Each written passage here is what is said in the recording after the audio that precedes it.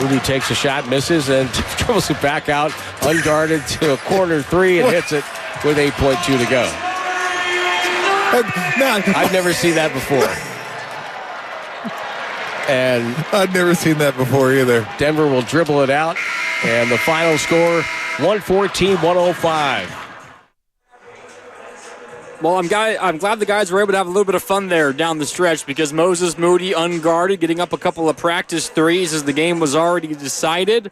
Good to have a little bit of fun and to laugh at this one because this was a rough basketball game. It was a tough watch, and the Warriors got thoroughly outclassed by a Denver team playing without Nikola Jokic, playing without Jamal Murray, playing without Christian Brown, and playing without Julian Strawther. And they led, the Nuggets did, wire to wire on the Warriors' home floor when the Warriors had won 7 consecutive games and are playing the best basketball of their season.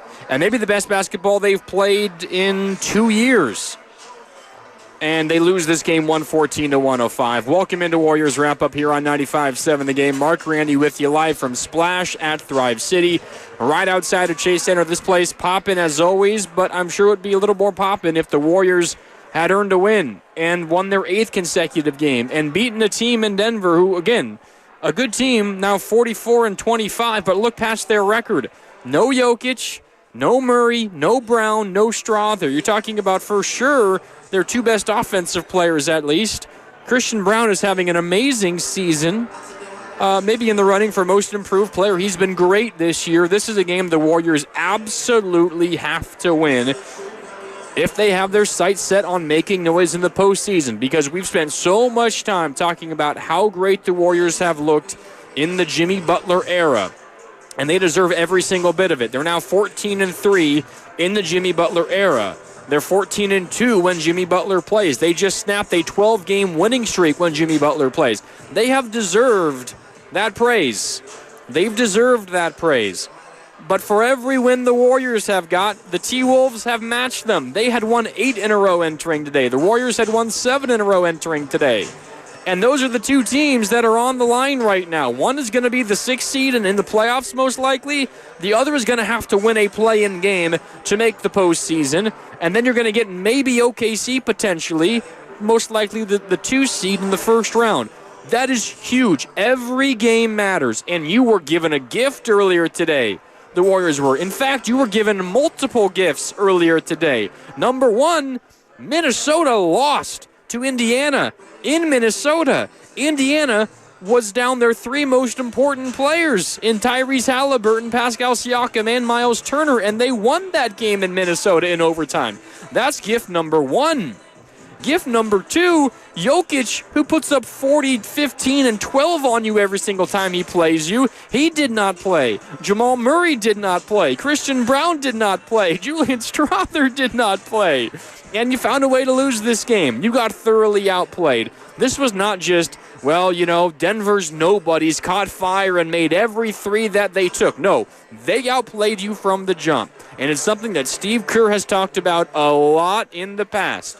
Maybe I think this is generally just the nature of NBA players, but he hates, and I'm sure he said it post-game, I'm sure he's going to say it on our airwaves here on 95.7 The Game on Wednesday when he joins Willard and Dibbs. I'm sure he's going to say something along the lines of, I hate when opposing stars don't play versus us, because for whatever reason it makes it harder for the Warriors players to lock in and to really take an opponent serious. And you felt that from the jump. Steve Kerr took an agitated timeout like 3 minutes into this basketball game because I can't really explain it. The Warriors were not getting back in transition defense, allowing Denver to score, I think, 7 transition points in like the first 4 minutes of this basketball game. It was just like layup lines back and forth early. Honestly, both teams' defenses weren't great early. Warriors especially. They were late on rotations, whether it was a cutter or a drive and a kick, and the Warriors a little bit lazy, trying to go out and find the shooter. They left open shooters over and over and over again. And, I mean, honestly, they were lucky it was a 12-point game at halftime.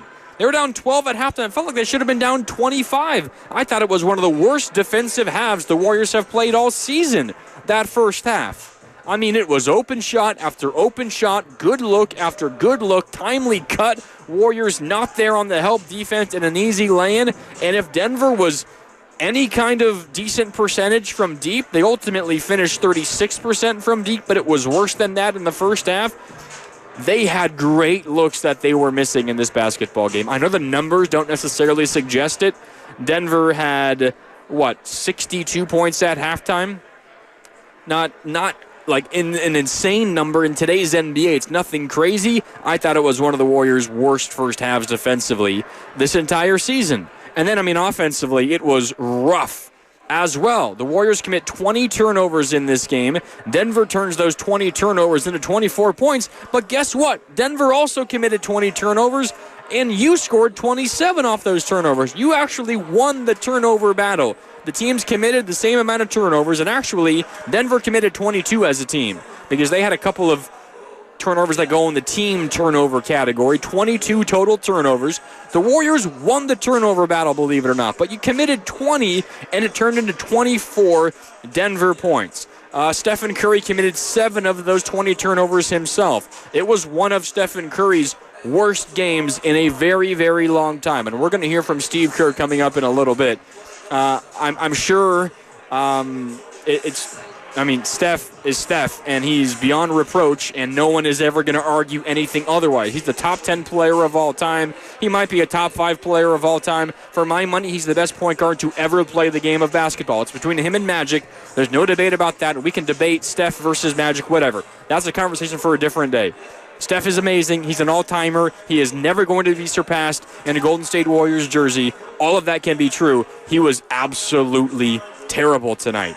20 points, 6 of 21 from the field, 4 of 14 from downtown. The shooting, the shots, whatever. Sometimes the shot's going to be there. Sometimes it's not. For Steph, usually it's there. It wasn't tonight.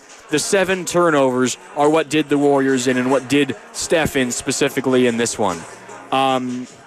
They weren't just like your run-of-the-mill turnovers. At least 5 of them were like head-scratchingly terrible decisions. There was one moment the Warriors had a little bit of momentum in the fourth quarter. They got within 3 at one point after a good Jonathan Kuminga sequence. Warriors force another turnover, and Steph is dribbling the ball up in transition down the middle part of the floor. Warriors didn't really have numbers, but they wanted to push and try to get something easy. And Steph, even though Kuminga was entirely covered up, cutting in from the left wing, throws like a half-hearted lob. Maybe he thought better of it at the last second and tried to pull it back. Whatever it was nowhere near connecting with Kuminga. A turnover, and Warriors lose an opportunity to get within a couple of points in that moment. That's just one example, one of his 7. He was rough in this game. And again, it doesn't change anything that we've seen from Steph in his career in the last month, whatever time frame you want to look at it from.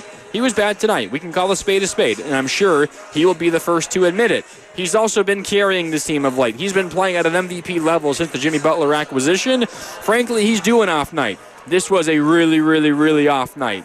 And part of me wonders, he had the lower right back soreness that's been bothering him the last handful of days. He was questionable coming into this game. He was a game-time decision, ultimately warmed up pregame and gave it a go. I saw him a couple of times between, free throws or during timeouts, kind of hitting himself in the lower right back area, trying to get it loosened up.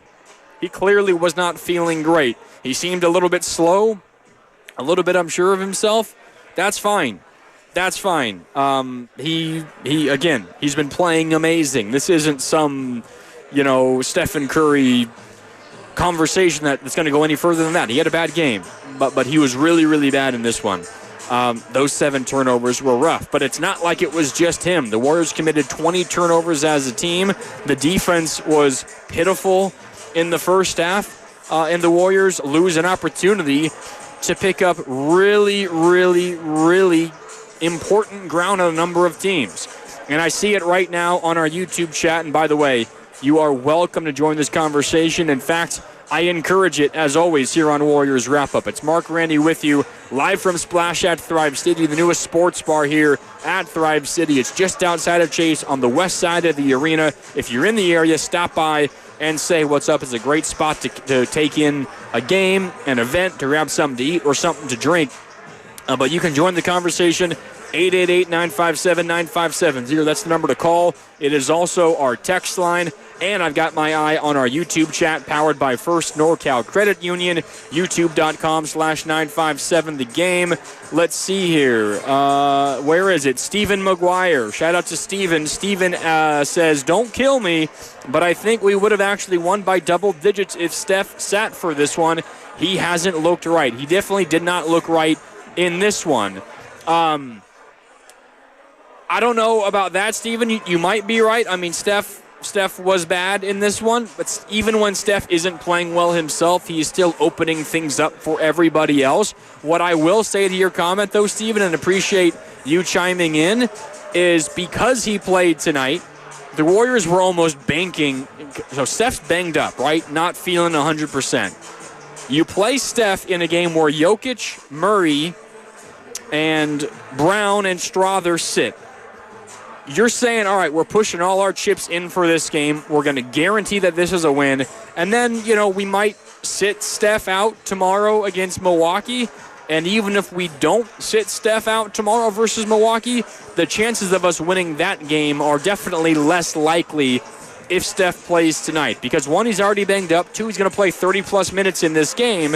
And it's difficult to ask him to play on a back-to-back at his age of 37 years old, at this stage of the regular season, when he's been racking up all these minutes of late, carrying this heavy load, and to do it again on a back-to-back night against a physical team in the Milwaukee Bucks.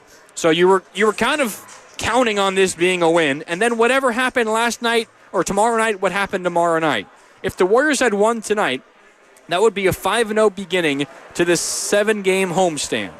You have Toronto to close it out. You feel like you can beat Toronto, especially off a day off. And you're looking at, if you just win this game against a Denver team without Jokic and without Murray and without Brown and without Strother, you're looking at likely, at worst, a 6-1 homestand. And I said a 5-2 homestand would be par. 6-1, that would be a birdie. 7-0, that's a double birdie. But now you have looking at 4-3 is still possible, and that would be a bogey. And I think there's a chance that we don't see Steph tomorrow, which makes, the Milwaukee matchup that much more difficult for the Warriors going forward. So this was kind of a double loss for the Warriors, because you lose this game, you push Steph when he's clearly not 100%, not necessarily saying that was the wrong decision. I kind of was of the mind where I'm trying to get a little bit greedy. Maybe I'm thinking I rest Steph so he doesn't play tonight, so he can play tomorrow. Because there's no Jokic and Murray and company, you still might win this game without Steph, and then you have a chance to maybe go 7-0 on this homestand. It's easy to say that now, and if they didn't play Steph today, they still might very well have lost this game. But now this kind of feels like a double loss, because you lose tonight while you push Steph, and now it seems relatively likely Steph doesn't play tomorrow. And while that doesn't guarantee a loss, the Warriors actually have a winning record without Steph this year. It makes a win tomorrow against Giannis, Dame, and the Bucks that much more unlikely. We're going to go out to the phone lines here in just a second. 888-957-9570. Again, 888-957-9570. We talk a lot about Steph and all of the issues defensively. We don't have to look that far, though, to find where this game was decided. Honestly, the Warriors, let's take a look at the numbers. Warriors shoot 49% from the field. The Nuggets shoot 47% from the field. The Warriors were 41 for 84. The Nuggets were 43 for 92. So the Nuggets got 8 more shot attempts up. That's a difference. You can thank their offensive rebounding numbers for that. 19 offensive rebounds to 11 for the Warriors. So plus 8 essentially on just the field goal attempts from offensive rebounds alone. And that was the difference in field goal attempts. They attempt 92. The Warriors attempt 84. That's part of the difference in this game. But field goal percentage was essentially the same, and in fact, the Warriors beat Denver there. Again, 49% from the Warriors, 47% from Denver, yet you lose this game by 9 points. How do you explain it? Well, Denver made more threes. They made 14 threes, so the Warriors 8. They attempted 6 more, but they made, again, 6 more. They shoot at a much higher clip, 36% from deep to 24%. So 6 3-pointers more for Denver. That's an 18-point advantage. And then free throws was the other part of this. The Warriors got to the free throw line a ton. They've been doing that over and over and over again. The difference in this game was they only converted 15 of their 27 free throws. Denver was 14 for 18. So the Warriors turned what should have been a major advantage. They attempted 9 more free throws than Denver, the Warriors did, but they only made 1 more. So they turned what should have been a major advantage into essentially a wash. And they missed 12 free throws. They lose this game by 9. If they go something like 23 for 27, we're talking about a 1-point game. If they make 1 more 3, they win this basketball game. Sometimes it's, are you making your threes and are you making your free throws? And the resounding answer for the Warriors tonight in both of those instances was no. No doubt about it. All right, out to the phone lines we go. 888-957-9570. Mark Randy with you here on a Warriors Wrap-Up live from Splash at Thrive City after a rough Warriors loss. Again, the final score, 114-105. Denver over the Warriors. The Warriors' 7-game winning streak is snapped. Their 12 straight wins with Jimmy Butler, that streak is snapped, and they missed an opportunity to gain ground on Minnesota, who lost to Indiana, and Memphis, who lost to Sacramento, and they lost ground on Denver and on Houston. The Warriors now 4.5 games back of both those teams, and they've got 14 games left. You can essentially kiss catching Denver and Houston goodbye, essentially, which means at the very, very, very best the Warriors can do is the 4 seed. Even that seems pretty far-fetched. The 5 might be the very highest the Warriors can go, but they could go as low as 8. They're not that far away from 8.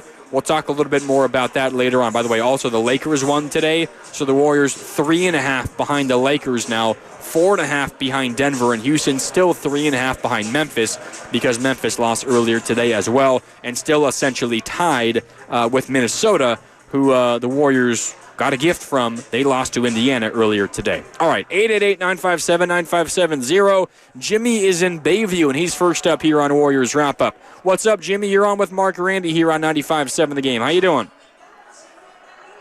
Hey, Mark. I definitely feel your pain. I think the Warriors have been on a run, and it's been really good. They've been eking by teams that have been limping into, playing them. I think this is a perfect example of our talent level. Our talent level just isn't there. I mean, maybe it needs some more time. We don't have legitimate starters starting. We don't have legitimate scorers. I mean, we have 2 legitimate scorers, and then we've always dealt with the Draymond Green issue. And some hosts from 95.7 are like, bring it on, Denver. This is why we don't play Denver well. This is a perfect example why. They have been our kryptonite, and I just think we've been on this run with some kindergartners playing a little above, punching above their weight. And to be honest, this is who we are. We're a 10th seed with 1 extra player. And I just don't think we have the firepower to keep up with some of these teams. And we're going to see tomorrow, just like you said. The Bucks are here, and we'll see tomorrow. I mean, if Butler or Curry is off, we're in trouble. We don't have the depth. We don't have the talent. People are saying Moody and Kuminga this. They're not legitimate NBA starters, period. And it stinks to have it show up on a game like this. What do you think, Mark? Yeah, appreciate the call, Jimmy. I think you're guilty of what a lot of us do, and it's overreacting to one game. I think we do it both positively and negatively. After one win, We think the Warriors are going to win the championship after one loss. We think they're a 10 seed at best. I think that's a little bit of what's going on here. I think Stephen Curry is a little bit worn down, and I think it happened to coincide on a night where you got not a lot of help from anybody else. Steph had 20, but it took him 21 shots. Jimmy Butler got 23. It kind of felt like he realized he had to score, and he started to do that more in the second half. What was the line for Jimmy Butler that he said post-game on Saturday? He said, quote, "I'm not just a scorer. I can score whenever I want to. When it's my time, you'll know that it's my time." Well, I think the whole arena knew it was your time in the second half, Jimmy. And to be fair, he answered the bell. It was really just Jimmy and Kuminga in the second half. But to Jimmy and Bayview's point, you didn't really get much consistency from anybody else. Other than GP2, who not even that quietly, is having an awesome stretch shooting the basketball. 18 points, 8 of 10 from the field, 2 of 3 from downtown, but you didn't get a ton from Moody. Moody had 9. 3 of those came on a garbage time 3, like as garbage time can get. It was in the final few seconds when he was just taking shooting practice when no one on Denver was even within 20 feet of him. You got 9 of those from Moody. You got 4 from Quentin Post, who only played 8 minutes and 26 seconds. And I've seen a couple of questions about Quentin Post on our text line. The 415 asking about him. Somebody else asking about him as well. Apologies, I can't quite find your text, but appreciate both of you for chatting here. 888-957-9570. This was simply not a game for Quentin Post. I was a little surprised the Warriors started Quentin Post in this game because Denver, without Jokic, went as small as possible. They started Aaron Gordon at the 5. Aaron Gordon, an Archbishop Midi, Bay Area kid, really started his career playing 3 since he's been in Denver, playing more 4 alongside Jokic.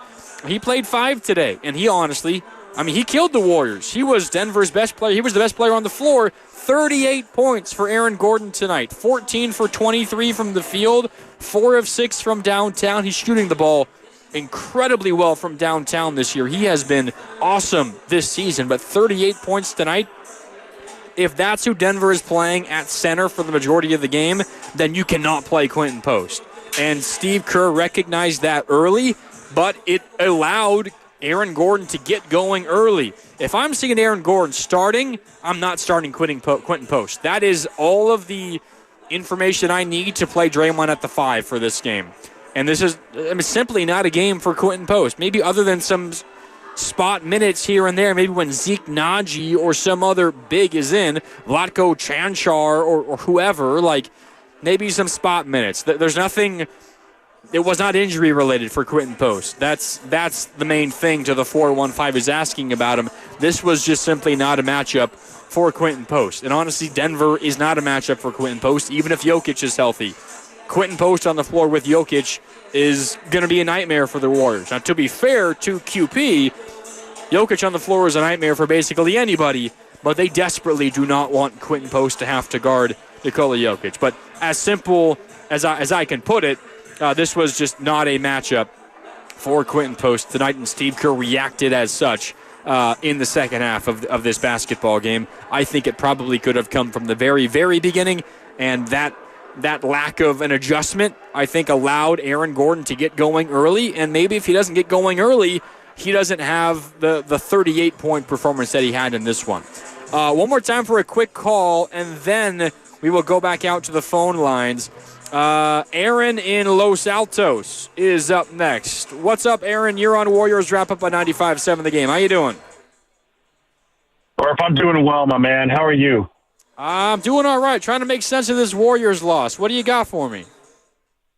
Hey, listen, what does it say about the Warriors when they shoot 56% from free throw, 20 turnovers, and they still lose the game by 9 points to a team that, was ex-Murray and Jokic? I know that actually, sounds like a game they still should have won, but the fact that they were in it as late in the game as they were says a lot about this team, even when Curry isn't playing very well. In fact, he had a horrible game, right? I'm looking at this as, this is the worst this team can bring, and they're still in contention to like win this kind of game with 4 minutes left in the game. But I wanted to say two things. One, Curry fell down to the ground a couple times during the game, and it was pretty concerning because a couple of those times it was almost like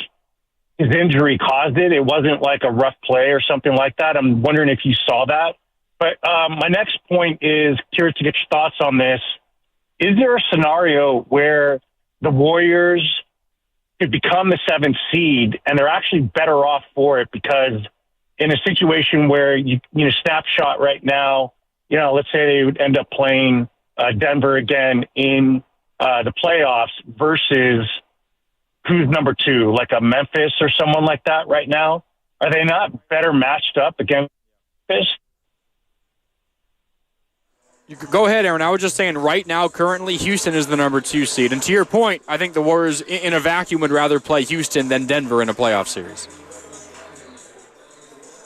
So maybe it's not the end of the world if they are a 7th seed.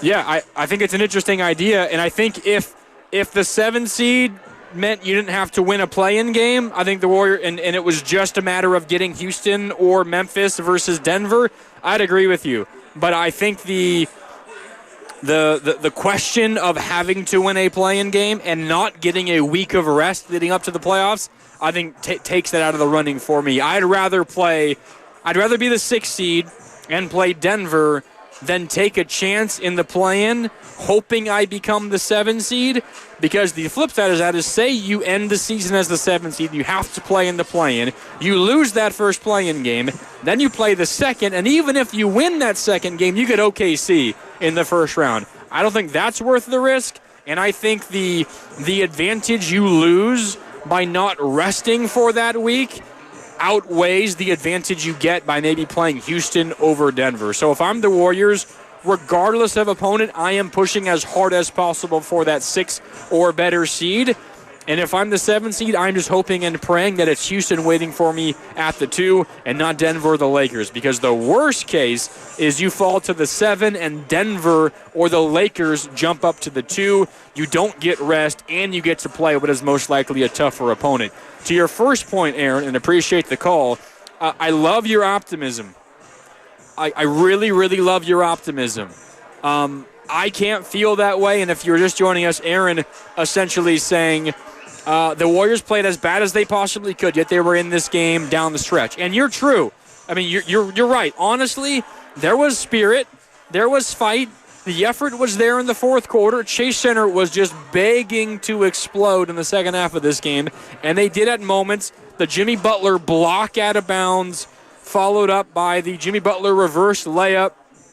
The Kuminga full court pressure on Westbrook steal led to the free throws, and then he forced another turnover, led to, I think, Steph Curry free throws. That got the Warriors within 3. Chase was loving it at that moment. The fight was there. The spirit was there. The execution, though, was not. And every time the Warriors would make a push like that and the crowd would get into it, the Warriors would respond in one of 2 ways, or at times both ways. They'd commit a turnover, or they'd leave a Denver shooter wide open, and credit to Denver, they'd make the shot, and suddenly all momentum is just zapped. So, Aaron, you're right. Like, the effort was there. It was just a really, really bad execution game for the Warriors. But I can't feel the way you feel about, despite how poorly they played, they were still in this game. I would have felt that way if, say, Jokic and or Murray played, but they both did not play. Christian Brown did not play. Julian Strawther, a scorer off the bench, did not play. I can't possibly feel any sort of moral victory out of a game where you lose at home to a team who was nearly waving the white flag on this game, just saying, all right, we'll take this L, and hopefully it leads to a win for us down the line because Jokic, Murray, et cetera, are well-rested. We don't need to unnecessarily push them here. Well, I think they went into this game feeling like, yeah, likely we're going to lose this game, but we have done the math, and the advantage or the disadvantage wasn't worth putting those guys out there in this one. that was the calculus that they did. They calculated that, and they ultimately still came back and won this game. So I can't feel that way when the Warriors lose to a team like this. But, Aaron, I really, really do appreciate your optimism. I also like, and this was what one of our callers earlier said, reacting, the Warriors are just a 10 seed with a couple of above-average players, a couple of stars, and then a bunch of nobodies. And I'm exaggerating. Apologies to Jimmy and Bayview. Love you, Jimmy. Appreciate you tuning in every night here on Warriors Wrap-Up. I do like, Aaron, that you're not overreacting to one bad game. That's what this was. But the Warriors, for the most part, have proven with Jimmy Butler they are a quality basketball team. They're now 14-2 when Jimmy Butler plays. Guess what? They have 14 games left. If they go even 12-2 over their final 14, they'll probably be the 5 seed. They might, they might be the 4 seed. We'll see. We'll see how it all plays out. More calls here on Warriors Wrap-Up. It's Mark Randy with you live from Splash at Thrive City. You can join the conversation, 888-957-9570. Up next is Oscar in Stockton. What's up, Oscar? You're on Warriors Wrap-Up with Mark Randy. How you doing, Oscar? What's going on with you, Mark? Not much, Oscar. Hello? This was a rough Warriors loss. What do you think?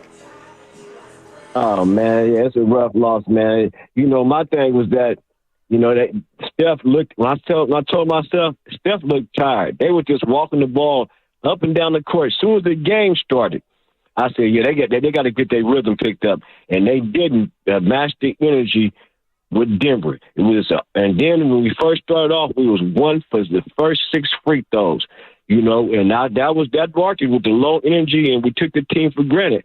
But my whole thing is that it happens like that sometime, man. People can't just get mad and just like the guy that called in and said they're not no good. Man, the Warriors are a bona fide team. They lost tonight, just like Minnesota lost tonight when Indiana didn't play a lot of their players tonight. It happens like that. But my thing is that the Warriors going to be okay, and we're going to move into that 5th spot before the end of the season, man. And tomorrow, Steph is going to sit out. He should sit out because Brandon will be back, and everybody else got to step up. They got to step up, man. But other than that, the bandwagon fans need to stop getting upset. That's one loss, man. Steph had a bad game. He tired. We'll be all right, man. Guarantee you that. The Warriors going to win tomorrow. We're going to win tomorrow, baby. Guarantee you that. So tuck this loss to the side and get ready to ride. Get ready to ride that train, man. Ride that train, baby. Y'all have a good night. And I'll talk to you tomorrow, man. All right. Thanks, Oscar. Appreciate the call. And I love the optimism.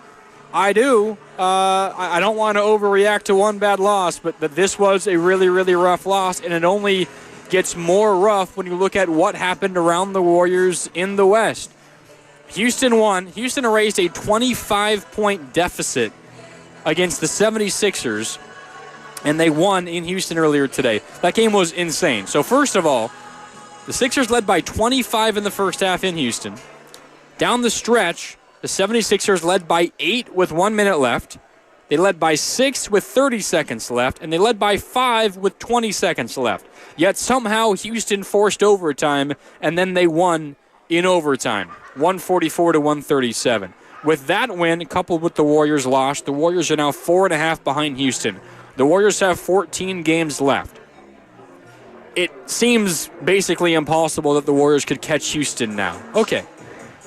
Pair the Denver win, which of course resulted in the Warriors' loss. Warriors now 4.5 behind Denver. Feels pretty unlikely, again with 14 to play, the Warriors can make up 4.5 games on the Nuggets. And by the way, the Nuggets have the tiebreaker over the Warriors as well. So that is more like a 5.5 game disadvantage. You would have to jump Denver at that point. I guess 5 games. You have to jump them.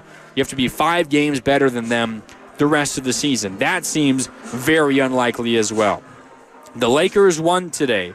So you lost. You lose a game on them. You're now 3.5 behind the Lakers.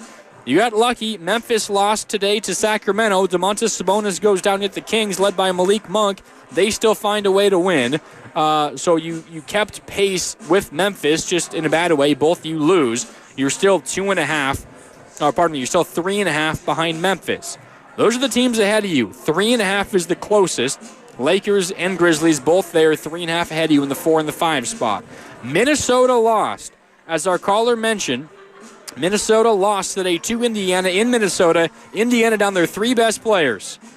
Tyrese Halliburton, Pascal Siakam, and Miles Turner, yet Minnesota lost that basketball game. It was their first loss in their last 9 games. They had won 8 in a row, and you were gifted a result. And you gifted one right back. That is rough. There's a, and I'm not overreacting to a result here. There's a very realistic chance that the Warriors miss out on the 6th seed by 1 game, and tonight might be the reason. Minnesota gave you a gift, and you just didn't even bother to unwrap it. You handed it right back over to them. This is a really, really rough night for the Warriors. Not one that they can't bounce back from, but it was one of, and there's a long list because the first almost 3 quarters of this season were very difficult to watch at times. But this is no doubt in the running for the worst loss of the Warriors season. When you factor in the expectations of what the last 15-ish games have done for you, I think that this was the worst Warriors loss this season. All right, 888-957-9570. Got a break here in about 4 minutes, but let's sneak in at least one more call. Tony is in Alameda. Tony, what's up? You're on Warriors Wrap-Up. Mark Randy with you live from Splash in Thrive City. Tony, how you doing? Yes, hi. Thank you for taking my call. Yes, this game, I thought this game will be ours tonight. Despite 3 players are not playing for the Denver, the superstars, Murray and Joker. I like other callers about Curry. I mean, he didn't have it tonight, and Steve Kerr should have known that, okay? He got 7 turnovers tonight. And that is so sad. And when Curry goes, the team goes. That's how I look at it. And normally when we're catching up, like down by 3 or 4, he will just shoot and make it like a 1-point game. It's not happening. I said, oh, no, this is it. We cut it down to 4 and back down to 12, 11. It's getting close. And also the referee about that call about that Westbrook nicked that rim. That call, I mean, that's out of bounds. It should have been our ball, okay? But then again, I'm going to let that go. But we didn't have it tonight. Curry didn't have it. And we have 2 post players there tonight, which I didn't really like. We had Kuminga. I mean, he did good, but it seems like it doesn't work that way. And I don't know how it's going to turn out. Kuminga and Jimmy post-game. But then again, we lost. It's a process of learning. Okay, thank you for taking my call. Tony, always love hearing from you here on Warriors Wrap-Up. Junior, I see you in Pacifica. I want to give you enough time, so hang out on hold. We're going to take a break here in a minute or 2. I want to give you enough leeway. I don't want to have to rush your call, so hang out. We'll get to you in like 8 minutes when we come back from a break. I did want to touch on something else that I apologize. I can't remember which caller brought it up. It might have been Oscar. Or maybe it was Aaron talking about Steph, and Tony just brought it back up in terms of the way that Steph looked, and Steve Kerr should have known that, and maybe shouldn't have played him, or maybe after playing him in the first half should have eased back. I thought there was a chance that Steph wouldn't play at all in the 4th quarter, even if the Warriors made it a game, because that's how bad Steph was through the first 3 quarters of this one. Steve Kerr said it otherwise, and Steph did make a 3. He still scored 20 points. It took him 21 shots to get there. But Steph just wasn't there physically. He looked a little bit slow. He also wasn't there in terms of decision-making. 7 turnovers, and at least like 4, maybe 5 of them were just like the second that he makes that pass, everyone in Chase Center groans. You just know that it's a turnover coming. And Steph has some moments like that. Like there's some really high-profile turnovers that Steph has. That has always been a part of his game. I have a hard time remembering a game where he had as many of those decisions and those turnovers in one game as it was today. And the other half of it was physically, he didn't look anywhere close to 100%. And maybe that was a rare mistake by the Warriors training staff. Who knows? I would be shocked if Steph Curry plays tomorrow. One, because he looks pretty darn exhausted, which is completely understandable, by the way. He has been amazing the last month plus. Completely understandable. He is entirely due a rough game. But that was a particularly rough Steph Curry game, and he, of course, as he always has been, will be the first to admit that. 7 turnovers tonight for Steph Curry in this one. But that's putting Steve Kerr in a really difficult position. Looking at his Hall of Famer, top 10, top 5 player of all time, maybe the best point guard ever, and frankly the guy that made Steve Kerr's head coaching career, asking that coach to look at that guy and say, hey, you don't look right, let's not play you the rest of the game. Like, that's an impossible decision to make. Either Steph is considered active before the game or is ruled out. If he's considered active, he's playing until he can't play anymore. That's what happens with these kind of guys, even if they're playing really poor basketball through 3 quarters. You play him. You play him, and that's what Steve Kerr did, and honestly, I can't really blame him there. Okay, time for a break here on Warriors Wrap Up. A long first segment, plenty more time for your calls.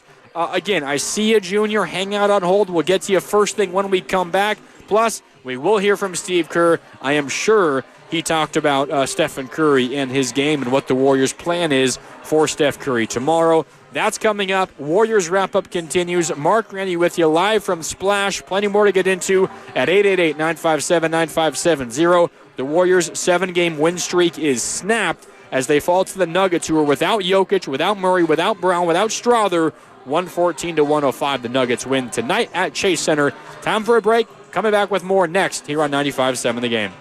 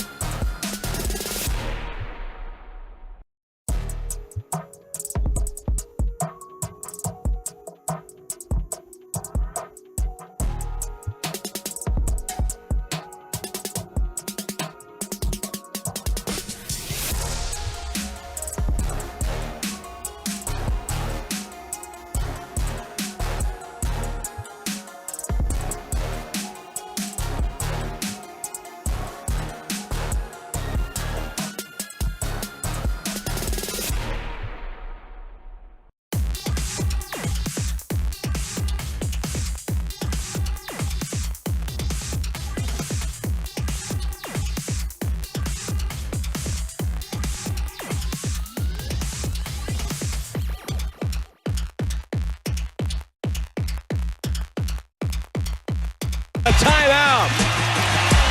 And Chase Center explodes as the Warriors trail by 7 with 7:19 to go. It's 97-90 Denver. Now back to Warriors Wrap Up on 95.7 The Game. Welcome back. Mark Randy with you live from Splash at Thrive City. That was a weird basketball game. As you heard Tim Roy just say there, yeah, Chase Center explodes. There was a number of moments in this game where you could just tell that Chase was a little uncomfortable. They were kind of, like what I do. I kind of got to be moving, and I'm tapping my foot, or I'm always fidgeting with something. It felt like there was that nervous energy in the arena, and Chase just needed a reason to get up on their feet and cheer. And the Warriors gave them a moment or two, but every one of those moments were answered by Denver with a big made three or an offensive rebound and a putback. And the Warriors' momentum just immediately dwindled away. It was that kind of game for the Warriors. In this one, they lose this one 114-105. The Nuggets, without Jokic, without Murray, without Brown, without Strother, and yet they come into Chase Center and they beat the Warriors 114-105. Warriors' 7-game win streak is snapped. The 12 consecutive wins when Butler plays, that streak is over, and the Warriors missed an opportunity to gain ground on Minnesota, who surprisingly lost to a shorthanded Indiana. Memphis lost to Sacramento, and they lose a game to both Denver and Houston, and the Warriors are now 4.5 games behind both of those teams, and with 14 Warrior games left, it feels incredibly unlikely that the Warriors can catch those two teams. So this was a major missed opportunity for the Warriors tonight. Okay, as promised, back out to the phone lines. Then we will hear from Coach Kerr. But up next, Junior in Pacifica has been waiting patiently. What's up, Junior? You're on Warriors Wrap Up. How you doing? Fine, thank you. Fine. Despite witnessing that depressing game in person, let me start by saying I always appreciate your work. You really hold the fort down in a lot of different places with different people, and always solid and fun to listen to. And this is yes. Tonight's game is part of the reason when you watch a lot on TV, as I do, you always got to listen a little extra to people who were at the game, broadcasters or fans, because I was in the arena and it did not feel good from start to finish. We never felt together. It felt like 2 or 3 of our bad games from when we played like we didn't know what we were doing, the worst of those games all put into one. Even if we had somehow won, I would have been very concerned by what I saw and how it felt out on the floor. The W or L is very important, of course, at this point, but I would say at least equally important is how we looked and how it felt to be a Warriors fan watching them in person tonight, including, I'm sure, from the Warriors bench. And just 2 quick things. Unfortunately, this plays into 2 tough narratives. The first is that when you put a team together at the trade deadline, it's hard to have them gelled in enough to make a major playoff run. And tonight kind of fit into that. And the other is, they haven't beat anybody. So finally we come up against somebody without half their somebody. And still, we just look like we faced a team, we're from a mid-major college and they're, Div 1, right? So, just a sad day to be a Warriors fan. May very well end up being a speed bump, in the story of the season. But it was a tough one, and I think any Warriors fan should just face that square on, and then pick up our fandom from here and take it forward. Yeah, appreciate the call, Junior. Love your insight, as always, here on Warriors Wrap Up, and thank you for the kind words. It was an odd feeling inside of Chase today. Junior's right. I could feel it from all the way up in press row. I think you could feel it in every single inch inside of Chase Center today. I think for the most part, I know I felt this way at halftime, down 12. I felt like the Warriors were going to win this game. After 3, down 12, maybe not as confident, but I still felt like there was a decent chance the Warriors were going to win this game. And once they got within 3 with that Kuminga sequence, Kuminga steal and free throws, Kuminga steal and Steph Curry free throws, down by 3, I felt like, all right, they're going to win this game. They were down 6, and they had a fast break. I'm thinking, okay, they're probably going to win this game. And then Steph threw the awkward, maybe attempted lob to Kuminga in traffic, and it came nowhere close to getting to Kuminga, a turnover, his 7th turnover, and probably his worst. And crazily enough, you look up and you're like, oh my God, it's a 6-point game with 2 minutes left. Like, how was this still a game? It felt like the Warriors were down 20, like the entire night. Yet you look up at the scoreboard and they're like 2 possessions away from tying this basketball game. It was the oddest experience inside of Chase today. The Warriors played as nearly as bad as they possibly could. And I get to one of our callers' earlier points, like they were still in this thing, which I guess in a vacuum is encouraging.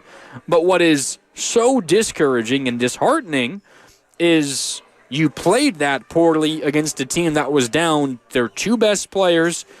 Christian Brown, I mean, I could make a case he's maybe their 4th most important player behind Jokic and Murray, and then Aaron Gordon, who's been awesome this year. And the second that he was acquired from Orlando, they win a championship. Like, that's a bunch of key pieces. That would be like the Warriors missing Steph and missing Jimmy Butler and missing Kuminga, right? Like, that's a big, big deal. And the Warriors played that poorly against that Denver team. That is rough. All right, we're going to hear from Steve Kerr coming up in just a little bit, but back out to the phone lines we go. 888-957-9570. Steel Toe is in San Mateo. What's up, Steel Toe? You're on Warriors Wrap-Up with Mark Randy. How you doing, Steel Toe?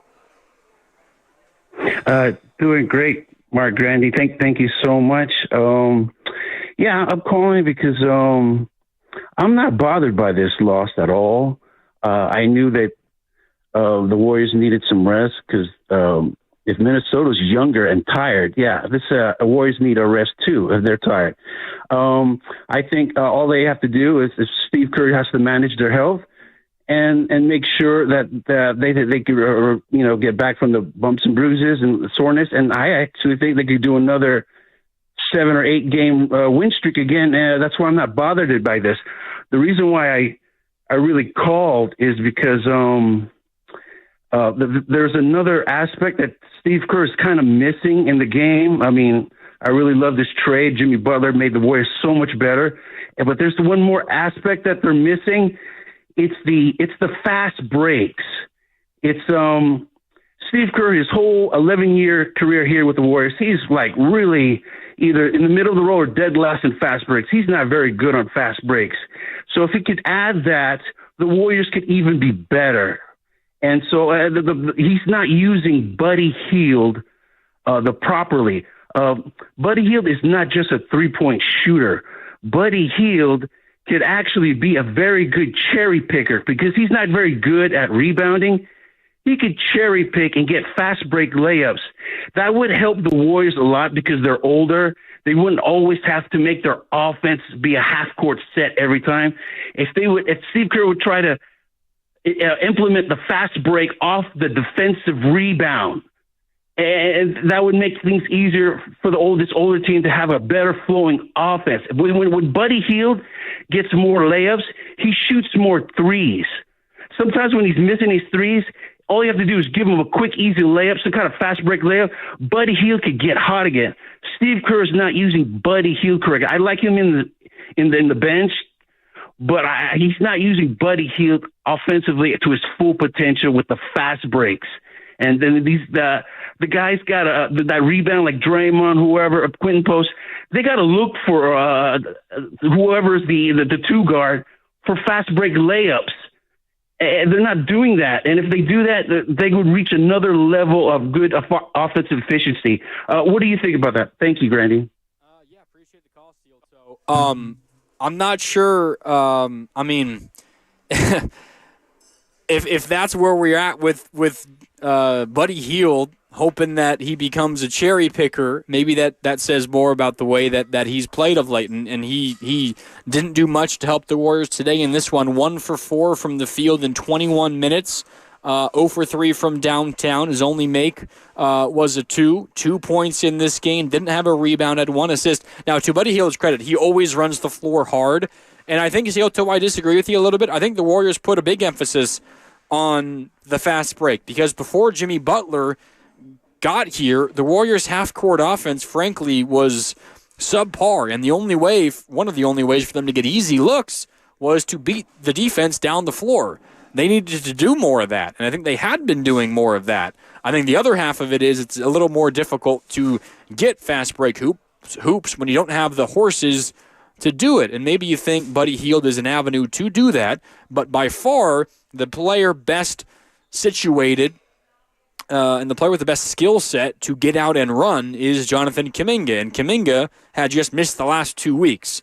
I think that the fast break is a big part of the Warriors' offense. It should be a big part of the Warriors' offense. And a team that is as good defensively as they are, and despite their lack of size, is as good of a rebounding team as they are, although that did not show tonight. They got absolutely killed on the glass. 53 rebounds for the Nuggets to 38 rebounds for the Warriors.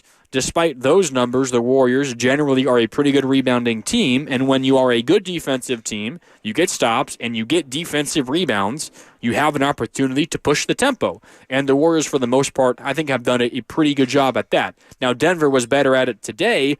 Fast break points today was 25 for Denver and 21 for Golden State. But 21 fast break points, that's nothing to scoff at for the Warriors. Okay, we are going to hear from Steve Kerr coming up in just a little bit, but first, one last caller. Jonathan is at Chase Center, or he's leaving Chase Center on his way home. He was at the game. Jonathan, what's up? You're on Warriors Wrap-Up. How you doing? I'm hanging in there. This was my last game of the season, and extremely tough way to go out. I haven't beaten the Nuggets yet. Everybody talks about 2022 when the Warriors beat them in the conference quarterfinals. I was at the game before then when Monty Morris hit that game-winning three at the buzzer to beat him. But I think it was by one. And since then, I was at the game last year when they blew the 17-point lead. I'm also a huge Miami Heat fan. I grew up in South Florida, and I don't need to talk much about Butler in 2023. And then tonight happened. The turnovers, the missed free throws, they've had some bad performances this year. My first game this year was Brooklyn. That was inexcusable. To do that with no Jokic and no Murray, they could have won this game. And I'm sitting here dumbfounded. This is how my season's going to end. It was a successful season. I went 5-2. I even got to see the Heat win here again. But to go out like this, and now I have to ask probably another impossible task, given that they can't afford to lose any more games, and that's in my anger to see Miami pull one more out against them next week. Is a very tall task, and yet I'm so upset by this performance that I really want to see it now. I don't understand what their mindset was, knowing, the sense of urgency and knowing the history with this team. But, the narrative now is going to be if they'd beaten them without Jokic, they still didn't play anybody good, but now they can't even beat them without Jokic. And this was a golden opportunity, no pun intended, and you wasted it entirely. I sat there all night absolutely frustrated because I couldn't even enjoy it, because every possession where it seemed like a moment they get close, something would go horribly wrong. They turn it over, they miss free throws. That was for a Warriors team that I know is so much better at, when they play smart. That was the sloppiest performance I've seen this year, and in a humongous game. And I know what the national narrative is going to be, so I just hope they can recover from this. But I would like to see the Heat beat them again now, because this is insane that they couldn't win this game. Yeah, Jonathan, appreciate the call. They are heading down to Miami next week.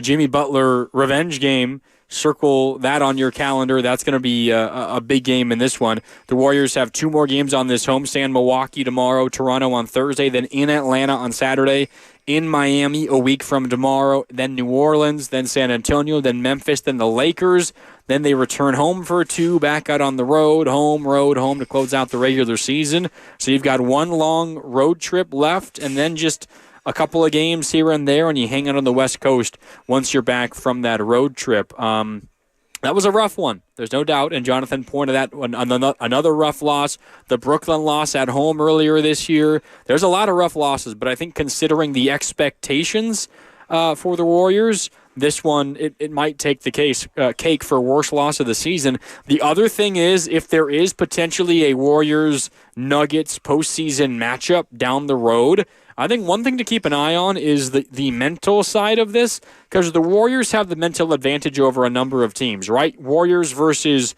Houston. Feels like the Warriors have the mental advantage because Houston can never beat the Warriors. I think they got a win earlier this season, and that snapped like a 14-game Warrior win streak or whatever it was. I think the Warriors have, at least when it comes to the postseason, the mental advantage over the Memphis Grizzlies, right? The Warriors have played the Grizzlies a decent chunk in the postseason, and while the series have been competitive, they have won those games and won those series. Denver now has the mental advantage on the Warriors. Denver has now won 9 straight games over the Warriors. Crazily enough, they've, for the most part, been pretty darn close. The average margin of victory for Denver in their previous 8, 7 points per game. In the 8 games, there's a 4-point loss, a 3-point loss, a 6-point loss, a 3-point loss, a 2-point loss, a 5-point loss, and then a couple of double-digit losses, and then tonight, the 9-point loss. Like, for the most part, these games have been competitive. In the majority of those games, Jokic played, Murray played, right? Today, though, Jokic and Murray and Brown did not play, and Strother did not play, and yet the Warriors still can't win. And they were at home, and they had won 7 games in a row. So the Warriors in that locker room might be thinking, well, if we can't beat Denver in this situation, and we've now lost 9 games in a row to this team, how could we ever beat this team? Now, the Warriors are very mentally strong, and they're not afraid of any situation, but that's got to be in the back of your head a little bit when you take the court against this team next time. And they will play them one more time in the regular season, Friday, April 4th. And maybe that's an opportunity to get the monkey off their back before they potentially meet in a postseason series. Okay, a few more minutes left with you here on Warriors Wrap-Up, live from Splash. Let's go out to Steve Kerr, because Steve Kerr spoke post-game. I'm sure we're going to hear him talk about Steph Curry and a few other things. Steve Kerr's post-game press conference earlier tonight at Chase Center after the Warriors' 114-105 loss to the Nuggets. Here is the Warriors head coach, Steve Kerr. 20 turnover side, including some pretty bad ones down the stretch. I mean, is that what you pinpoint most? Yeah, I mean, it's hard to win an NBA game when you throw the ball to the other team 10 times, and that's what we were facing tonight. And you know, they played a great game. At the minute we heard all those guys were out, it's like, all right, guys, here we go. You know, we've seen this a million times. This is how it works in the NBA. The other teams. Guys are going to go nuts. They can't wait to play. There's no pressure. And so we've seen it a lot. And, you know, we didn't respond right away. You know, we played poorly out of the gate and never found rhythm. And they played great. The right team won. You know, we didn't deserve that. We were awful. You were particularly agitated in a first quarter huddle. I mean, was it about just the energy you guys didn't bring, or do you remember that? Yeah, just overall execution. You know, body language was bad. These are always tough nights. Like I said, you go into a game and the other team's best players are out, and it's like there's like this natural letdown. Even though you raise it and you bring it up, you talk about it, but you know we got what we deserved for sure. Did you think Steph was all limited? Another tough shooting night, 7 turnovers. He's tired. And maybe Steph's been carrying us for a month. He's been amazing. He's tired. So we got to get him. We got to get him some rest. I just you can see it. He doesn't have his energy right now. Potentially rest him tomorrow. Potentially, you know, I don't know what, you know, I got to talk to Rick, but he's exhausted right now. So we've got to absolutely consider giving him a night and getting him rejuvenated for the sake of him and our, the remainder of our games. But we'll see. But I think he's been tired the last few games, and so we've got to find a way to get him his juice back.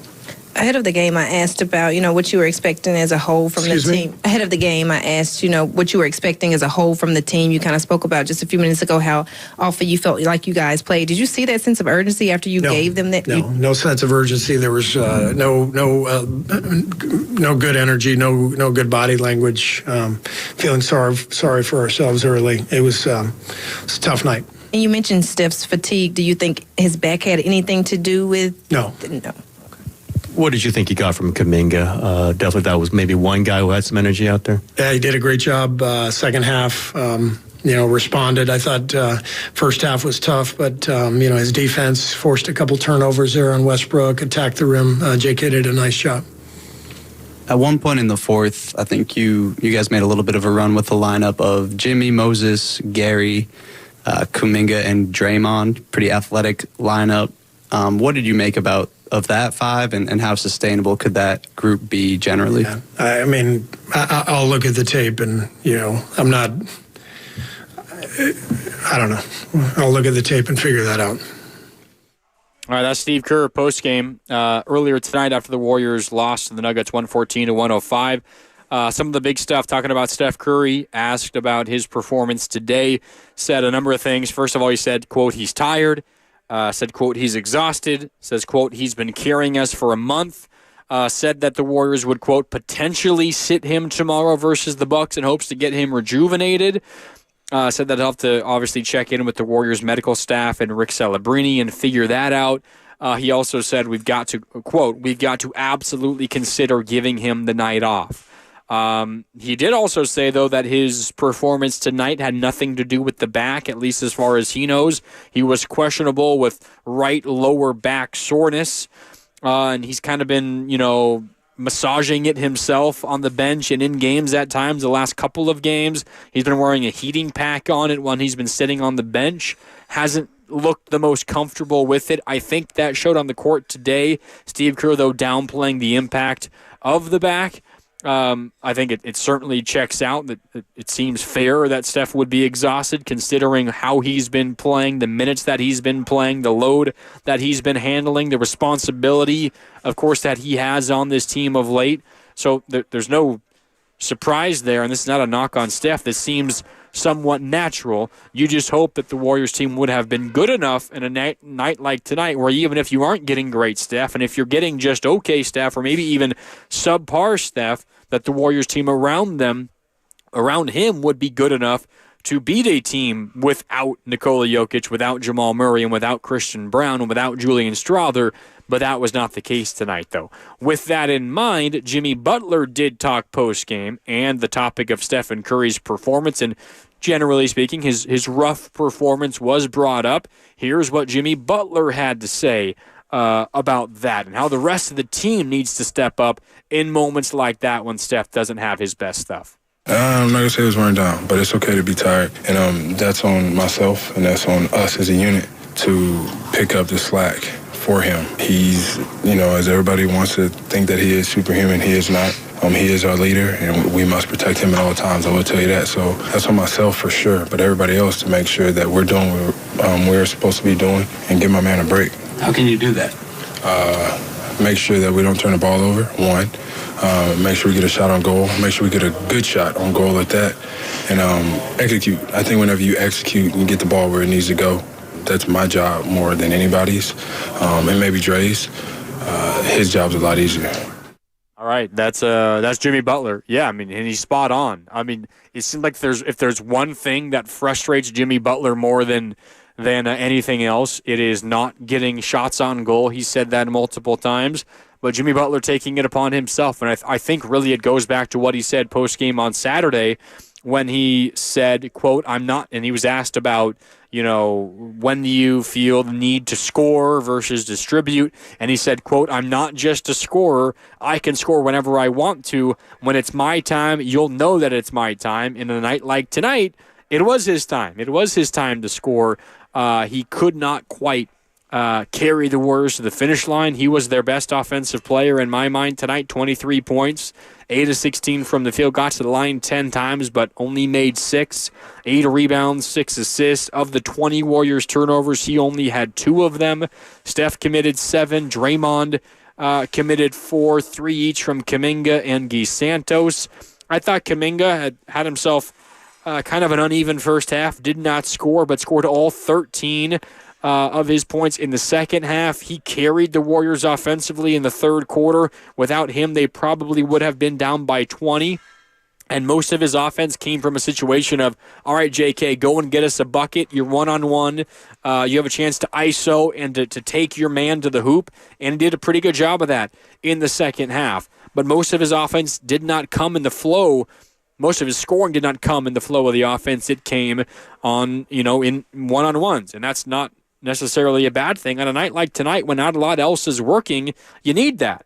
And Kuminga, I thought, specifically in the third quarter, did a pretty good job of that. Plus, he played 27 and a half minutes. I was a little surprised that he went back into the game. He subbed out when he was at 23 minutes, which was the most he's played in his first 3 games back, this being his third game back from that 2-month-long absence with the ankle sprain.